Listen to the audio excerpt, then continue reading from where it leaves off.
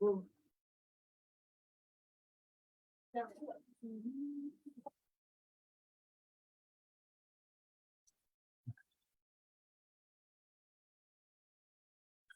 everyone. I'm happy to welcome you to our second meetup of science journalists in MENA. I'm Dr. Nouha, Belaid University lecturer and science journalist from Tunisia. For those who joined us for the first time, so Science Journalists in MENA is a WhatsApp group that aims to exchange the last news, scientific reports, webinar invitations, and press releases about science. The principal language is English because we should be open to the world. I would like to also to highlight that this group is not affiliated with any party. It's an individual initiative that I launched last October to spread knowledge in the Arab world. It's based on teamwork and the expertise of experts in the field of journalism and science. I would like to acknowledge those who have contributed to the success of this WhatsApp group this last weeks. Thank you for being a part of this community. As I told you before, we will receive 2 guests every month, a science journalist editor of an international outlet. 2 weeks ago, Catherine Offord, senior editor of The Scientist, was our first guest speaker. And I'm happy that the participants who joined this meetup appreciated this first meetup. So today we are happy to welcome Ben Deighton, managing editor of SciDev. Hi, Ben. Thank you, Nouha, and hi, everybody. It's a real pleasure to talk with you today. Before to start, Ben, I want to highlight some points to share with you some rules. Like today, we'll start with a PowerPoint presentation. It will last less than 13 minutes. After that, you can raise your hand and ask a question directly to the speaker, to Ben. You can also use the chat for any comments. So please keep the chat polite and civil. Unfortunately, no interpretation is available, but the participants can use the bottom of the subtitles. So hi again, Ben. So who is Ben Deighton? So Ben is the managing editor of SciDevNet, the world's biggest news service covering science in the development context. Ben is responsible of overseeing SciDevNet content, ensuring its editorial independence and the quality of articles and multimedia products. Ben is also a board member of the Association of Rich Science Writers. He has been a journalist for over 20 years and worked as a correspondent for Reuters in London and Brussels. Dear Ben, welcome again to our meetup. The screen is yours. Thank you. So let me try and share my screen.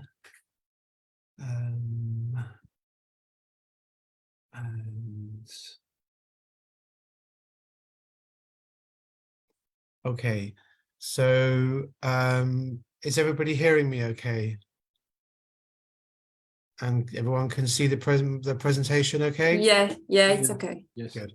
So very good to talk with you today. It's great. This is a great initiative, and really happy to support what you're doing here, Nouha. And SciDevNet as an organization is all about grassroots journalism. We're all about journalism from countries around the world, from the global south, as we call it.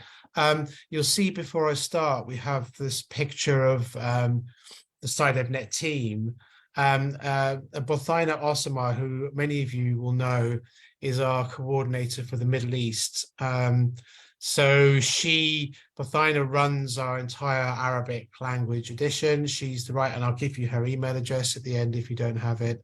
But similarly, we have coordinators right across the world. We have editions right across the world.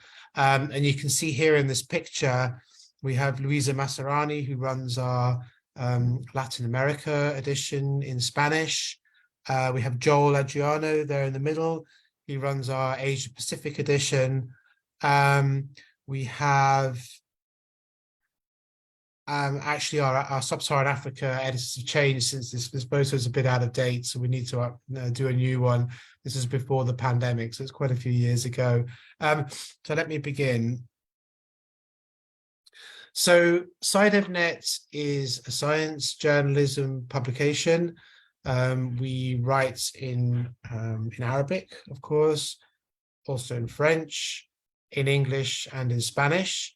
We have journalists in over 80 countries, so we cover the whole of the lower middle income countries. That's our focus.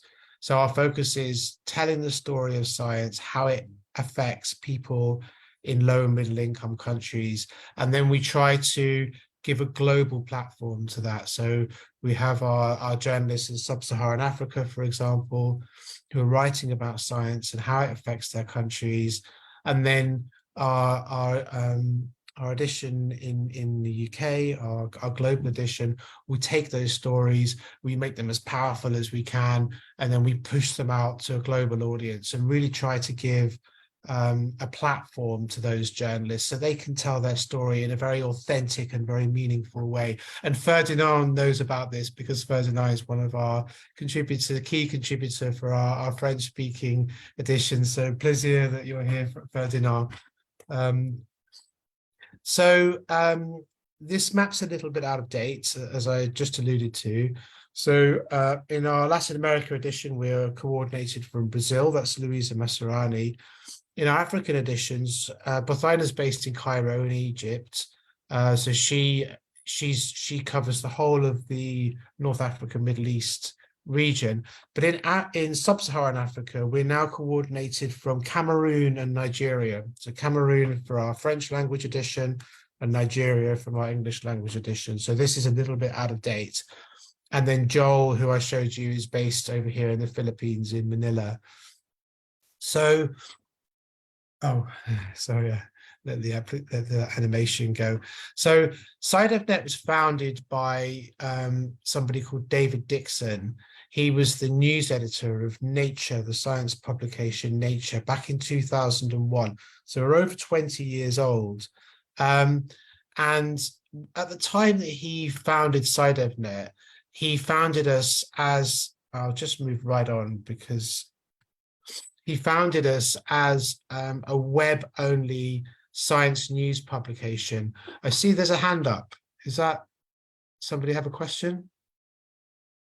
No? Just jump in if you have a question. It's not a problem. So in 2001, that was quite an unusual thing to be only a website. And you can see here, I mean, obviously you can tell this is an old website. The styling is very different from what you see today. But essentially not that much has changed, although actually it has. I'll show you what has changed. So track forward 10 years, the website looks nicer, cleaner. There's some more functionality, but again, still a website, obviously with a lot more visitors. But this has been a really very turbulent time in online news, in digital news, as I'm sure you know. Many things have changed in the last 10 years. So, and that's been reflected at SciDevNet and how we write about science. So if you in 2016, we had a redesign, so you can see our website is it looks very different, much more engaging. And then in 2 years later, we launched responsive design so that our website can show on any different device. Because now, as I'm sure you're aware, most of our visitors are people who use their mobile phone, and actually we write primarily for people on their mobile phone. But we don't, in fact, I mean, if you can see here, this is our reach number. So, and it's extremely high. I mean, 900 million people saw or heard our news in 2021. That's a huge number, but that doesn't mean 900 million people clicked on our website. In fact, it's very different from that. And that's really the big change that we've seen in science journalism from those early days in 2001, or indeed in 2010. Because at that time, people would bookmark your website, they would come and click on your website. But now we live in a completely different world.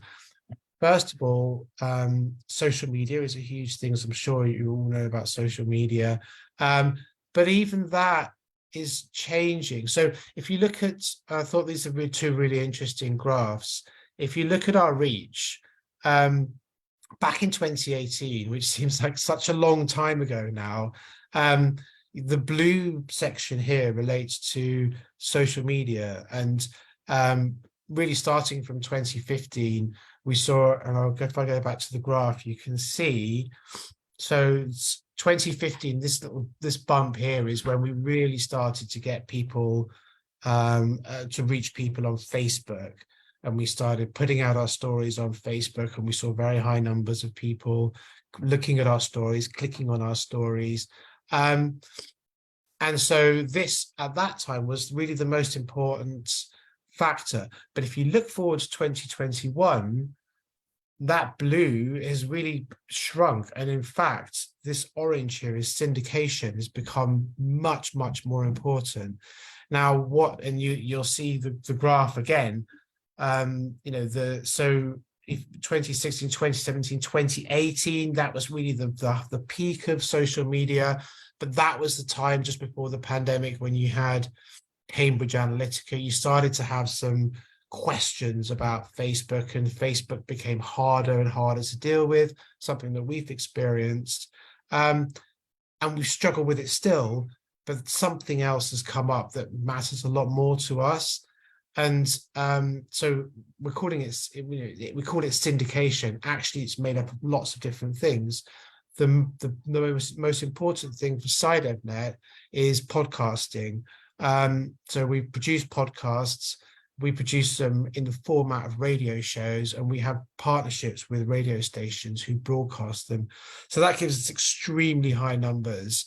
So we have around 8 million people a week who hear our science news, and it matters a lot to us, because often these are people who wouldn't really hear science news, and especially in the pandemic, very often we were the only science news that people were exposed to, and these are radio stations right across the African continent, mostly in French. So the Francophone audience is by far the biggest, and so our podcasts are really tackling fake news and infodemic. And in the middle of the COVID pandemic, we were there explaining why there are vaccination programs, why people need to distance and stay at home, what the science is, interviewing the scientists, interviewing people on the street, hearing their opinions, putting those to scientists, getting the views of scientists. So really trying to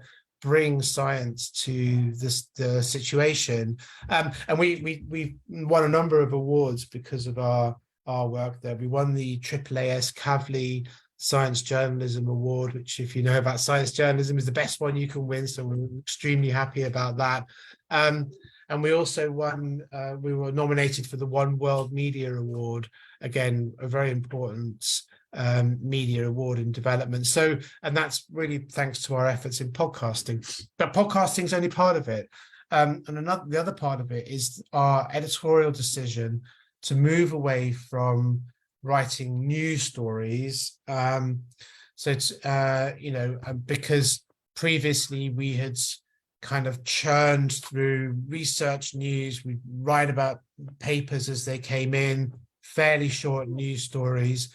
But now we're focusing much more on in-depth, long-form news. And it's important to SciDevNet because it's the way we can use our structure as effectively as possible.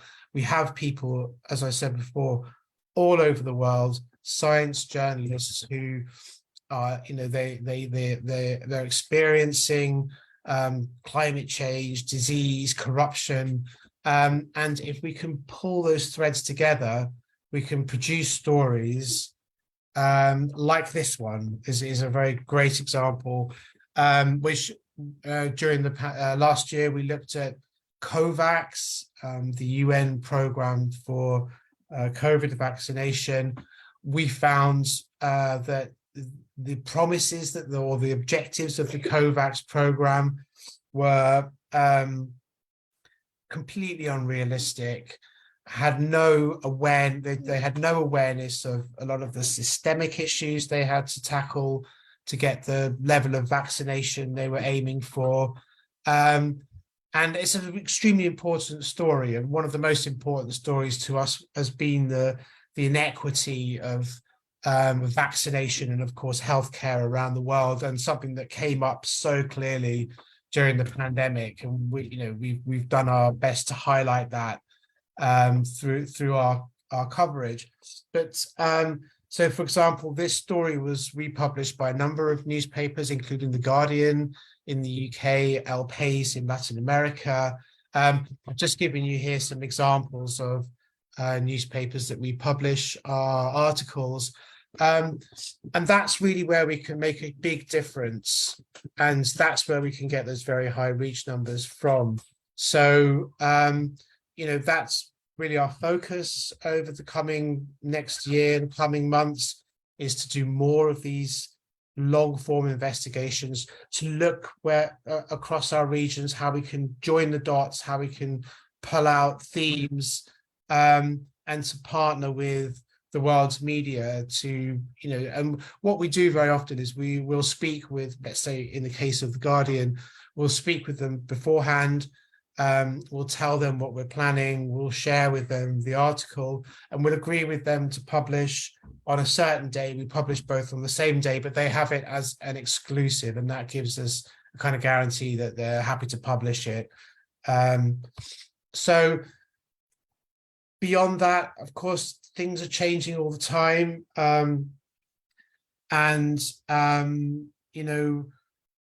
We're stepping out into new platforms. So WhatsApp's extremely important for us, and especially in the regions where we operate, we're trying to leverage WhatsApp. So I know in Francophone Africa, Sub-Saharan Africa, and also in our English Sub-Saharan Africa edition, we have WhatsApp lists, I think in MENA as well.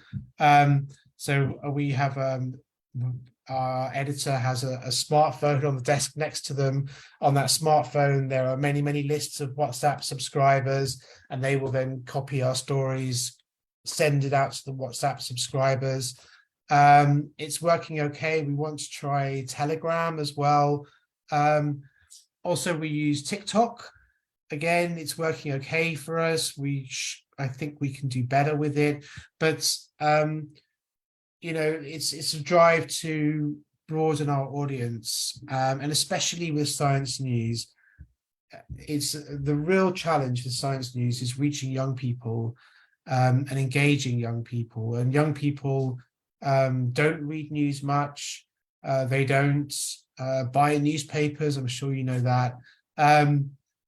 They love TikTok, and so we're trying to get our journalists and editors to make video if they see an opportunity, and we're looking for other ways to try to broaden our platforms. So, in a nutshell, we've gone from those early days in 2001 being a website to now being in a position where our websites, although it's there and it matters, it's really very far from being the most important thing. And actually, it's our syndication partners, it's our podcast products, it's other platforms that we use, things like WhatsApp and TikTok, but of course also Facebook and Twitter. We have to be there, and we are, YouTube. So as you can see, we've evolved a lot, and we're evolving all the time. But it's at the same time a very exciting time to be working in science news. Science news matters more than ever now, especially, we've had one pandemic, there will be more. I mean, I'm sure you're aware of the reasons why the COVID pandemic happened, and those reasons are accelerating. The biodiversity loss is accelerating. At the same time, climate change is, having such a big impact now on people's lives. All these are science stories, and we feel we're very well positioned to tell those stories, and then to tell them in a way that it matters to the world's media. And, there's no one like SciDevNet. So there's no other organization that has the same network as us. So our objective now is to use that as effectively as we can to really get our coverage out there, and to see that line that I showed you continue to rise. So from your perspective as science journalists, we want to hear from you. Your stories and your ideas are fundamental to what we do. So I would suggest, if you have a screen grab function, maybe take this because it has the contact details of all of our different editors around the world. Sorry, my son, I'm looking after children and my son is disturbing me. So I will share that with our colleagues later in our WhatsApp group. Great. Yeah. And so the way that we take pitches, we ask you to pitch to the regional editor. So in the case of MENA, it's Bothaina. Everything goes through Bothaina. And then we have our global edition, and our global edition typically work with our regional editors and choose stories from the regions that we want to publish on our global edition and translate.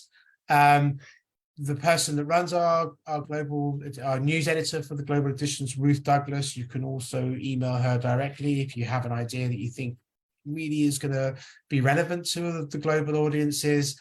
And I've to put my email address at the bottom as well. You can always copy me in. But just to you understand the process here at SciDevNet, I wouldn't really be involved in the pitching. I would want Bothaina to handle it for MENA, Ruth to handle it for global. So I normally only get involved at the stage where there's a complaint or a problem, but you're welcome to copy me in, and I'm happy to forward your email to the right editor. So I hope that wasn't too long.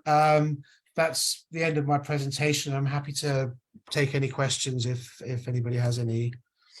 Thank you, Ben, for this short presentation to get an idea about SciDev. Before moving to the questions, I want to flag to the participants with that the link to the Facebook group in the chat. I will share it later. So you can find several opportunities for internship, research project, or online courses in this group.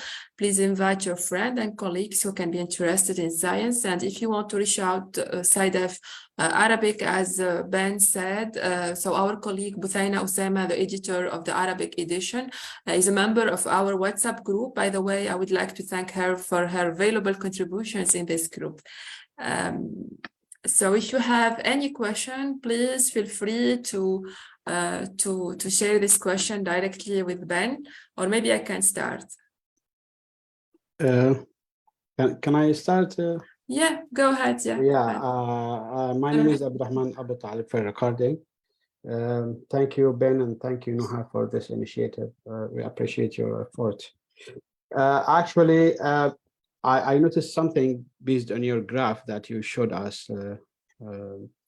Well, I think it's actually obvious for everyone who works in science journalists that the impact of COVID pandemic, which raised the importance of science journalism again to the surface.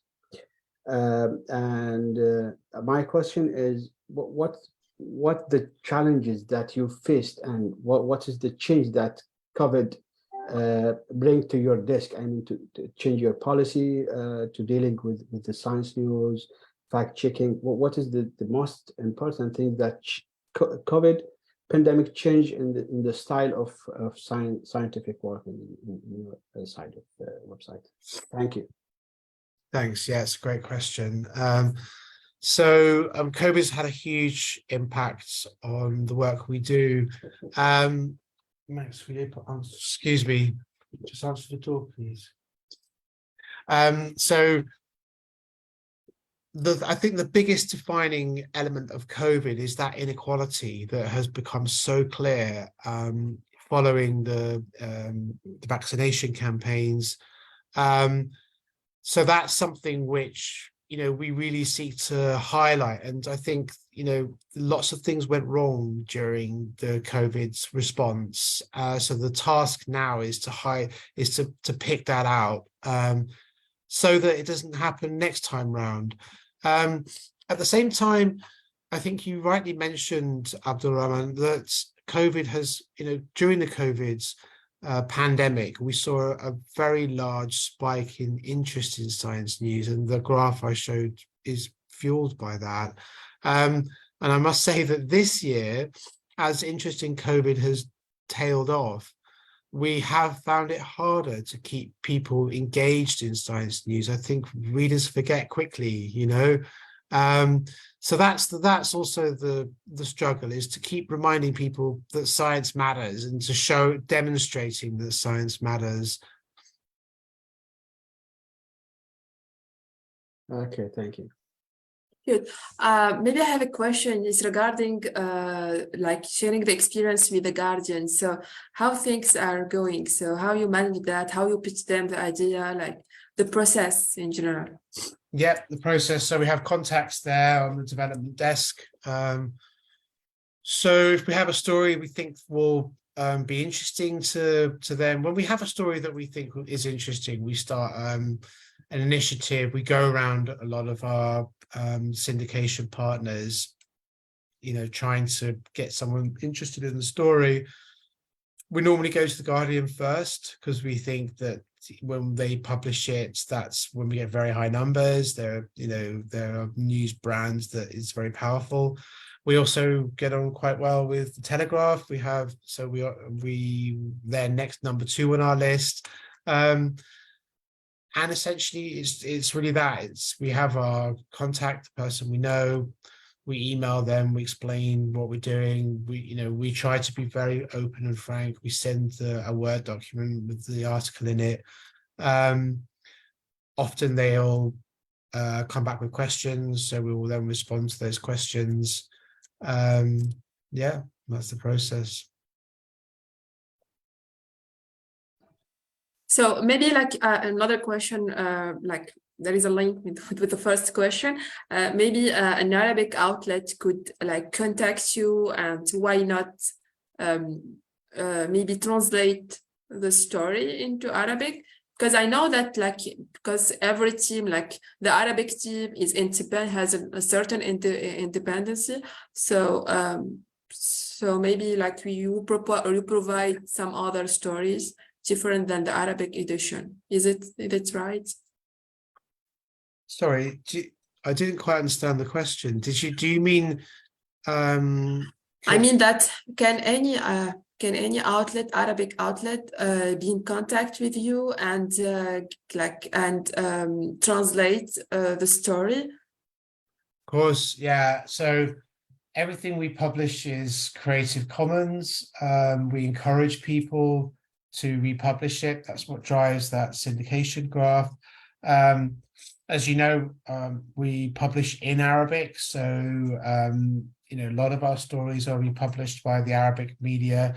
Interestingly, we don't know how many, and the reason for that is we have a service called Meltwater who counts, who analyze how many times our articles have been published, but they don't work in Arabic, which is very frustrating. We're looking for a solution beyond just the Bothina and her team's anecdotal experience of with articles that we published, but everything is available to be republished on SciDevNet. Even the pictures, we take a lot of care to make sure that even the pictures can be used. So if you work for another Arabic media for house, free, free.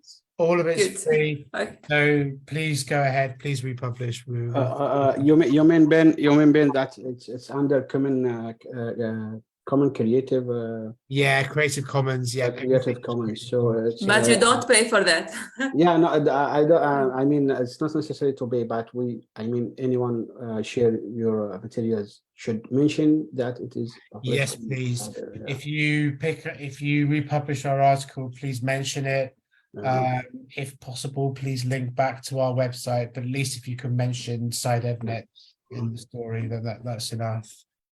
And this is include all materials, Arabic and English and Latin. Yeah, you have to contact the editor of its edition. Okay. Yeah. Our colleague Jafar, I think, raised his hand. Yes, thank you for this opportunity to deal with our science journalists. Our greeting here from Saudi Arabia, from Riyadh. Exactly. I'm Jafar. Thank you, Nouha, for sending us the invitation You're welcome. via the WhatsApp group. I have a question, or it's a complicated question to me. Can I ask you regarding to your experience with Cider, the Arabic edition or the Arabic team? I believe at last 10 years or about 10 years of the Arabic version for Cider. Do you think that those team or this team need more expert people to join, especially it's usually most of their team members, they're related to North Africa team, which means they have to be, for example, for the Arabic, to be include the MENA, which means Middle East and North Africa. This is the first question. The other question, as per our feedback after the COP27 that was held before the World Cup last month, do you think that nowadays it's mandatory to find expert journalists who must be concerned and to be expertise in Arabic, in science journalism, especially about nowadays, you know, the climate change, and nowadays they're concerned about also the global warming and the reflection for the circular economic and all the topics that recently we concern or hear more about those terms. Thank you for your time. Thank you, Jafar, for the question. So to answer the first question about the Arabic team, if I understood correctly, you're asking if we have enough expertise in North Africa. Yes. And that's because, as I said, the team is based in Egypt. Yes, exactly. Yeah. So we have writers in all North African countries. There's quite a grey area because we also publish in French. And so Tunisia, for example, even Morocco is often covered by our French-speaking journalists for our French language edition. We don't really have an answer for that, but just to say that it's a bit of a grey area. But if you think we're missing stories, the important stories, I'd be really happy to hear about them. So you're welcome to send by email if you feel that we've missed something and haven't been very balanced in our coverage of the region. Regarding your second question about COP27, it's my great belief as a science editor, that you don't need to be a specialist journalist. Actually, I think very often a good journalist can cover any topic, and especially because we need our journalists to talk in the language of our readers, in very simple language, to ask the obvious questions, to explain concepts that our readers might not know. And by our reader, we identify our reader as being somebody who is intelligent, but not without specialist knowledge. So we always say an intelligent teenager. When you're writing or editing, imagine you're writing for an intelligent teenager, because this person, they're interested, they have questions, but they might not know the context, they might not know the jargon, the phrases to use.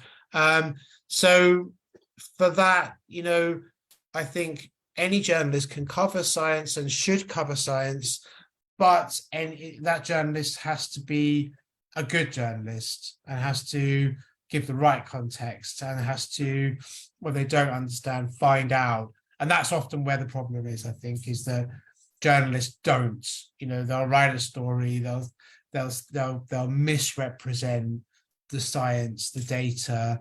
And so we produce a lot of training at SciDevNet for non-specialist journalists. And if you're interested, I'll put a link into the chat. And they're things like how to understand uncertainty in research, if you have a piece of research, how do you know that this is credible? How do you know that you can base a story on this? Or, how can you judge?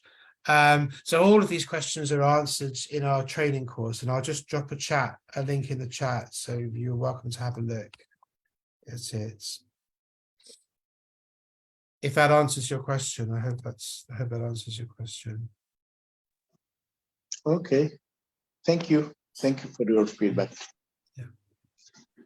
But we can, any journalist can propose, propose an article for any edition of SciDev. Yes. Africa. Yes. Like African, the French-speaking one, Yes. the Arabic one. Yes, but I think to understand that, each edition is slightly different, but in the case of Bothina's edition, for example, the Arabic edition, the priority is science done in the Arabic region. And that's what is really interesting to the readers of that edition, and even the readers of our global edition as well. And actually, the Arabic edition is our most well-read. It's normally our most popular stories are Arabic stories, because our team there is very skilled in telling very interesting science stories. So if it's science, if it's happening in a Middle East, in a region in the Middle East, in a country in the Middle East, for example, it would be published on our Arabic edition. If it's science being done by somebody in a French-speaking country, well, then it goes through Julien Chawong, who you had his email before. Ferdinand knows him, of course. So if it's something which is really about global science, global policy, so, if it's, for example, about the USDA or USAID's policy, or that kind of thing, then that's when we would commission it directly from our global edition. But it has to be global. It has to be about global science. If it's about a region, it has to go through the regional editor. Perfect. Anyone else has a question? Maybe I have a simple question about the crucial skills for a science journalist, and if you have any advice to share with us. Yeah, totally. So it's kind of what I said before, that as science journalists, it's always good to have science journalists who understand the science, but that's not crucial. And actually the opposite is true. What's crucial is a journalist who can explain the science in simple language, in the language that you would use when you talk to anybody in the street, in everyday language, we say in English. So that's the critical skill, being able to unpack the science and say it in a very clear and simple way. But not only that, in a way that shows why people should care. In English, and obviously in Arabic it's different, but in English, we insist that every article is filed with a nut graph in the third or fourth paragraph. And a nut graph is a paragraph that explains why the reader should care. So this matters because it's going to affect you, or because it has a global implication, or so the journalist, and that's what we really need from people who submit stories to us, is that why does your story matter? Okay, it's a new piece of research, but so what? Who does it impact? And that the so what is really the most important thing to us.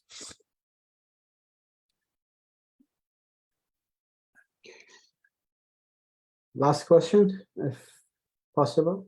Not last question, but maybe someone else has. Maybe a long one. yeah, if somebody like a journalist want to write or publish for SciDev, do you have like a written document for editing policy, like guidelines, Yeah. conditions, writing style? Yeah, we have pitching guidelines. I can perhaps email them to Noah afterwards. It's a Word document that we'll send to somebody if they request it. So I'll send that to you, Noah, afterwards. Yeah, at the end of this webinar, like I will share with you an email with like all the links and details. So we have a pitching guidelines. And one thing to bear in mind, so we're interested in science, science that affects people in low and middle income countries. That's our kind of news value segmentation. So, you know, anything, it has to be new, it has to be something, it has to be peer reviewed. So, you know, peer reviewed paper that's come out in the last week that is going to have a big effect on a community or a country, or that's our bread and butter. That's really what we care about. So I have a question. Do you trust the research conducted by the Arabic researcher? Sorry? Do you trust the researcher?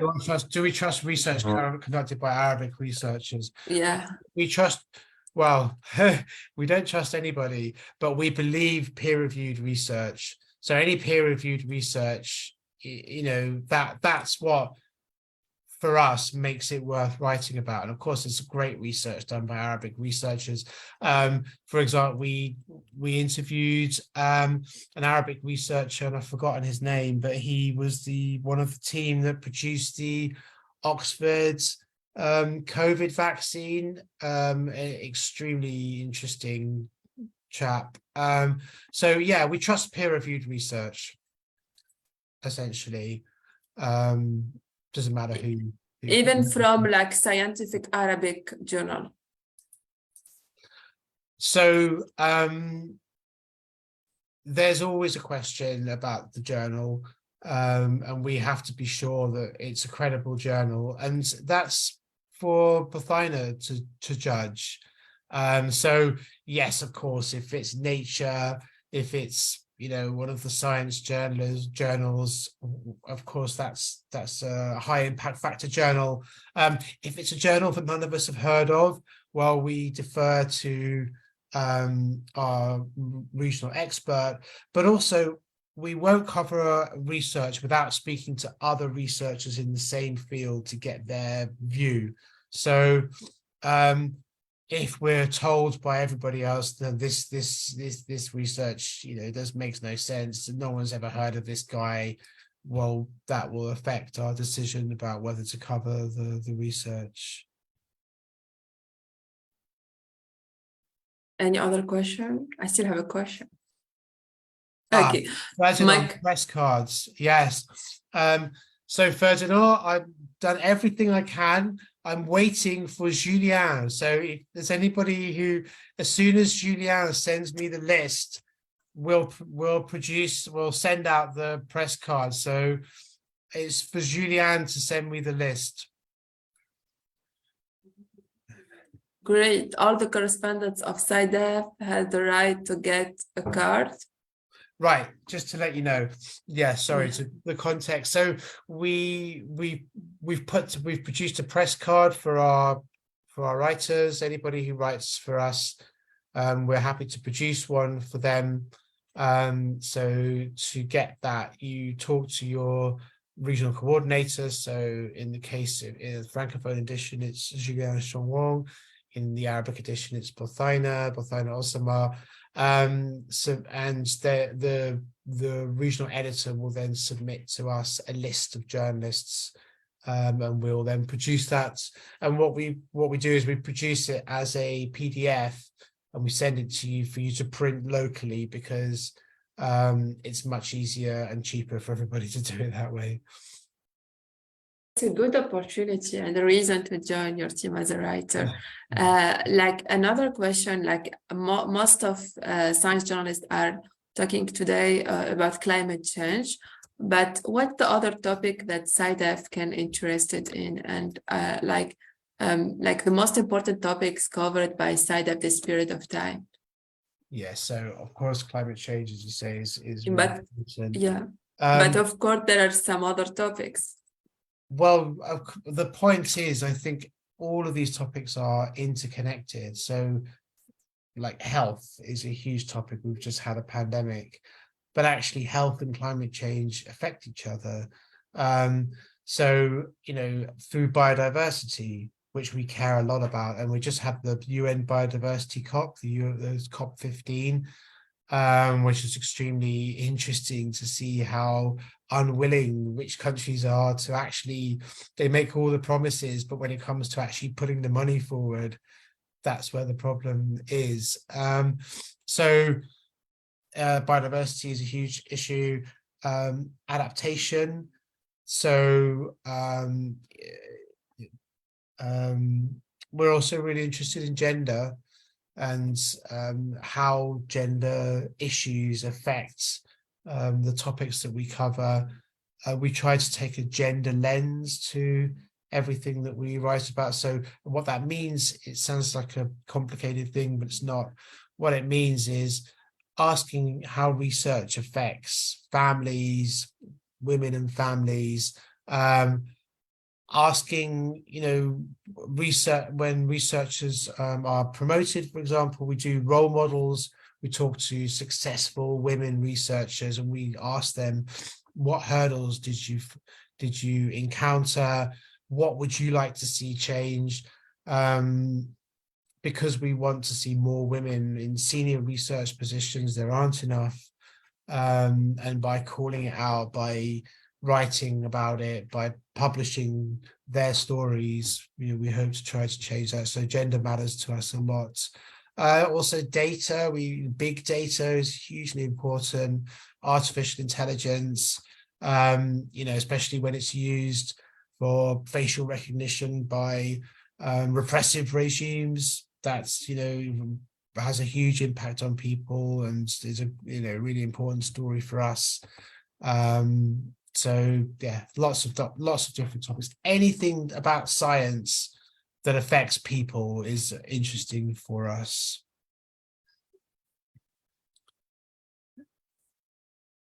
Any other question?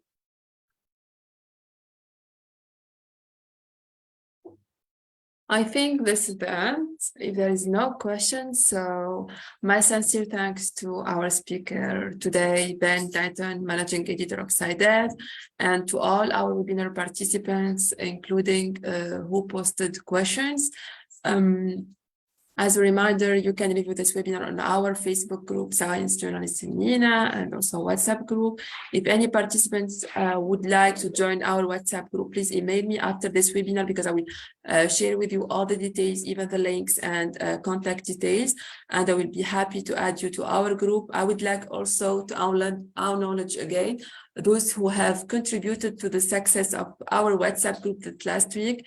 Thank you for being a part of this community, and I was happy to start this experience in December. We continue working on promoting science journalism in the region, and our next meetup will be on the 3rd of January with another guest. I will announce it in 1 week, maybe. I would like to wish you happy holidays. May the new year bring you joy, happiness, and new opportunities to realize your new year resolutions. And we continue promoting science journalism. Thank you everyone for your presence. And thank you again, Ben, for your participation. Pleasure. Thank Great you. to meet you all. Thank you all. Thank you all. Thank you. Bye-bye. Bye-bye. Bye.